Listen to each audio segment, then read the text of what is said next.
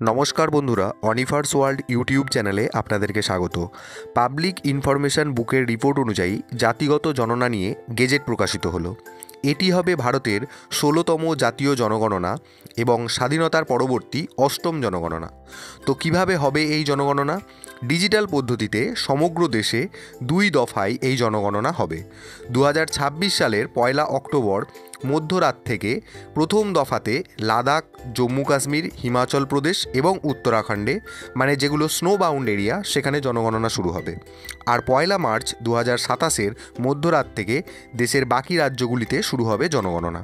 প্রথম ধাপে পরিবারগুলির আয়, সম্পদের পরিমাণ, অ্যাপার্টমেন্ট বা বাড়ির পরিস্থিতি অনুযায়ী তথ্য সংগ্রহ করা হবে। আর দ্বিতীয় ধাপে বাড়ির প্রতিটি সদস্যের আর্থসামাজিক সহ বিভিন্ন ব্যক্তিগত তথ্য সংগ্রহ করা হবে। এইবারে জনগণনার সাথে কিন্তু জাতিগত গণনাও করা হবে। ৩টি বিষয়ের উপর ভিত্তি করে এই জনগণনা হবে।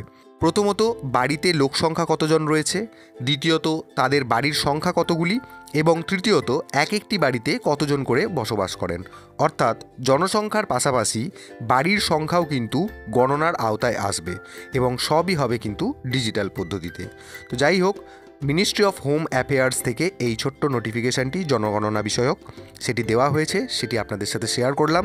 ভিডিওটি আপনারা সবার সাথে শেয়ার করুন এবং আপনারা যারা আমার চ্যানেলে নতুন তারা চ্যানেলটিকে সাবস্ক্রাইব করে নিতে ভুলবেন না।